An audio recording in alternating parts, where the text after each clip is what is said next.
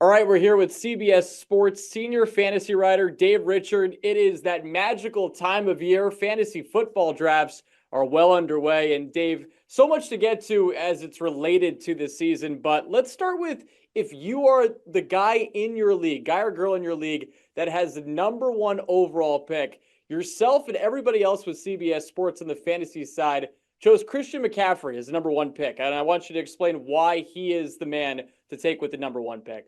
Well, we saw it last year, Joe, over 24 PPR points per game. That's an average of what he did over the course of the season. He had many games where he was well past 24 fantasy points, as anybody that played against him would know. And I'll tell you what, he is 28 years old. He is coming off of a season where he had a lot of work. He had a strained calf that cost him some preseason games, but we weren't going to see him in preseason games anyway.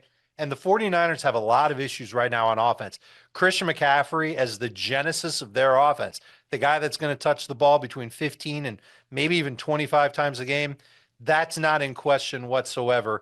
You don't want to give up players like that willingly to somebody else in your league. And if you pass on him at number one, you're basically handing him to the team at number two, saying, here's a guy that's going to get a ton of fantasy points. Hey, congratulations on the championship, by the way. You don't want to do that. McCaffrey has the best upside of any non-quarterback in fantasy this year. He should be taken with the 101 first pick in the draft. Has there been a theme that has risen to the forefront of what mock drafts and actual drafts have looked like? Definitely. I think what we will see in the majority of drafts this year are fantasy managers taking one wide receiver and one running back with their first two picks. And it doesn't have to be the receiver first, because, I mean, Christian McCaffrey is an example. You could take him first. But I think the majority of managers will kind of measure what they think they can get in round two and use that as a tiebreaker for what they do in round one. And it just so happens that the wide receiver position, it's deep. You're going to be able to find some good wide receivers all the way through round 6, 7, maybe even into round 8. But at the top, there are just difference makers. We're talking about CeeDee Lamb, Tyreek Hill, Justin Jefferson, Jamar Chase, Amon-Ra St. Brown, Garrett Wilson, A.J. Brown. I just named 7 of them for you. Those are going to be the receivers that get prioritized in fantasy managers' minds. They're going to get taken first. And most of them are going to get taken between 2nd overall and 10th overall. And that's going to open the door for those same managers to go with a running back in round 2. There will be some very good running back values in round 2 that'll help fantasy managers kind of have that balanced approach to begin their teams. And then that allows them the chance to go in round 3, get any position that they want, whether it's tight end or wide receiver or running back. Again, just keeps the pressure off your shoulders of, oh, I got to get a wide receiver now because I took 2 running backs. You don't have to feel that way if you go receiver and running back with your first 2 picks.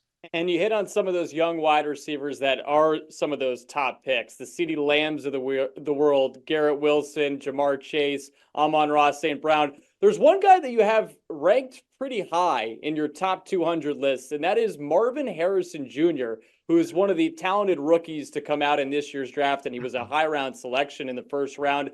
Why are you so high on a guy that hasn't played an NFL snap yet? I'm confident that he's going to adapt to the game much faster than 99.9% of the receivers that were taken in front of him. Think about who his father was, and think about the fact that he's been preparing for this probably since he was able to catch a ball. So very young, he's been wanting to be in the NFL as a wide receiver. But there's more to it than that, Joe.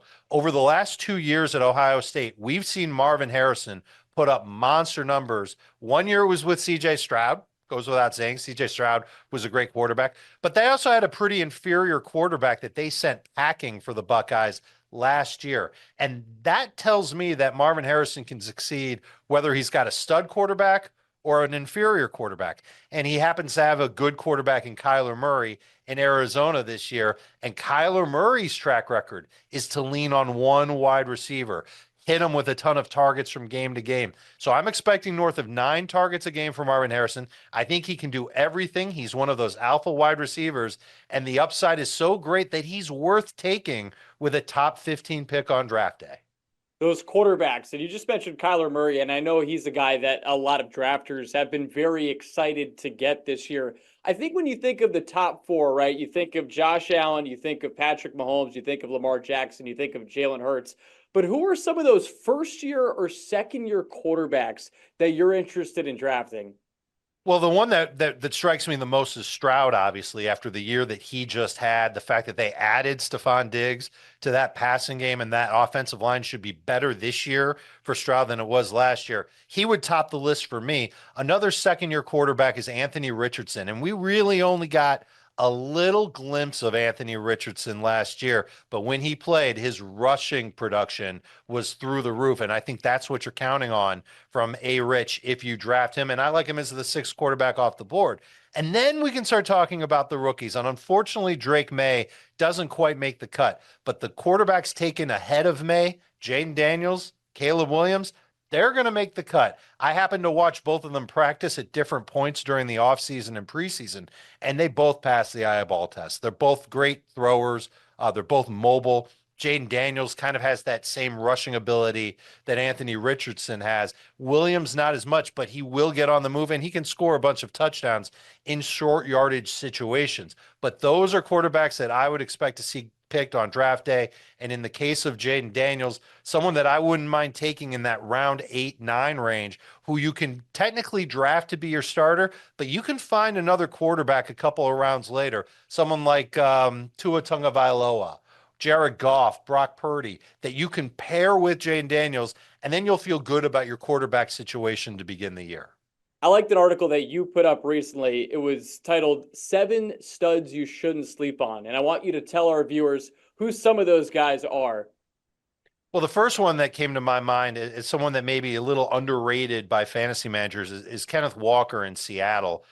We've known that he is a little bit injury prone and really hasn't shown what he could do as a pass catcher out of the backfield.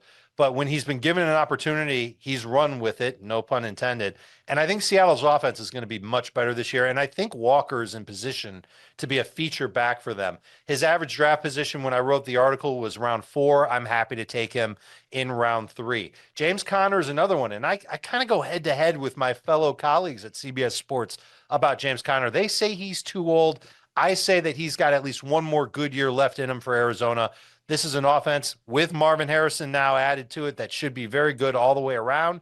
And James Conner is going to play a lot for them. He's averaged at least 15 fantasy points each of the past 3 seasons. And last year with Kyler Murray on the field, he averaged almost 18 PPR points per game. And that's without him getting a lot of targets, less than 3 per game. So James Conner is somebody else that I like. Javonte Williams makes the cut as the lead running back in Denver. I think Jerome Ford in Cleveland, especially now that we know that Nick Chubb is going to miss the first 4 weeks of the season, Jerome Ford stands out as someone that fantasy managers can look at with a middle to late round pick and say, okay, this guy can be my starting running back to begin the year. The same thing can be said, and he wasn't in the article, Joe, but Chuba Hubbard in Carolina in the exact same boat. In fact, I like Hubbard more than I like Jerome Ford. At wide receiver, 2 guys that I put into the same bucket, Terry McLaurin, Chris Godwin. Once upon a time, these guys were great for fantasy managers. Last year, they were letdowns. I think they bounced back. Jaden Daniels with Terry McLaurin and Godwin in that Tampa Bay offense. Baker Mayfield still under center. And I actually think that they improved their offense with Liam Cohen now, their offensive coordinator. And then Marquise Brown in Kansas City. He was added to that team before they drafted Xavier Worthy. And he can be another good mid-range and deep target. And if you're catching passes from Patrick Mahomes, you've got the opportunity to put up good numbers from week to week. And we've seen it from Marquise Brown before, although we haven't seen it for a full season. It's been more like half a season with Brown. I think you can buy the dip on him now that he's hurt. People see that injury tag. You might be able to get him in round 9, and he could end up being a very good wide receiver 3 for a huge chunk of the fantasy campaign. Let's go to the tight ends now, Dave. There are a lot of good ones, and it does feel like this year there are more good tight ends to choose than ever. So what is your advice about going after drafting a tight end? I would look at the average draft position for tight ends and say to yourself, okay, if I can get any one of these guys at a fair value, maybe a little bit of a steal, I'll take him, but I don't think you should try and steal a tight end or at least wait to steal a tight end because you will be waiting a long time. The only tight ends that I disagree with as far as ADP goes is Travis Kelce, who just by name recognition, the fact that he's been a stud in fantasy for so long, he's going very close to the end of round 2. I think he's a round 3 pick along with Sam Laporta. And then Kyle Pitts. It's been 3 years of Kyle Pitts underwhelming fantasy managers, and yet he's still going in early round 7. I think maybe late round 7 into round 8 would be a more appropriate time to take Kyle Pitts. But short of those two, we're talking about Sam Laporta, Mark Andrews, Trey McBride. That's another Arizona Cardinal. I didn't realize I was such a Arizona Cardinals fan this year, Joe. Dalton Kincaid in Buffalo. I think he could end up being the number 1 target getter for the Bills. He's got huge upside. And then names that you know, like George Kittle, Evan Ingram, Jake Ferguson in Dallas was pretty good last year. I think he can be good again this year. These are the tight ends that you will see as your draft moves on. Try and get one of them with your first 8 picks. But if you miss, and there is going to be somebody in every draft that misses on tight end, keep these names in mind. David Njoku, Brock Bowers, and Zach Ertz. Believe it or not, Zach Ertz in Washington might end up being a thing. And Njoku, we've come to know and love. Bowers, huge upside with the Raiders. All right, we'll end with this, Dave. And I figure the answer, or I wonder if the answer is no here, but I'll throw it out to you to kind of close things out. Obviously, we're a Boston station. Are there any Patriots that you're interested in drafting? There are.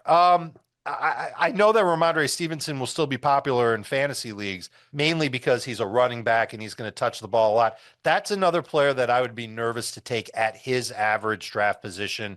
You kind of want to settle for Ramondre in that role. I'm just worried about just how many touches and touchdowns he's going to get. The offensive line didn't look great in the preseason. Hopefully they can get it turned around.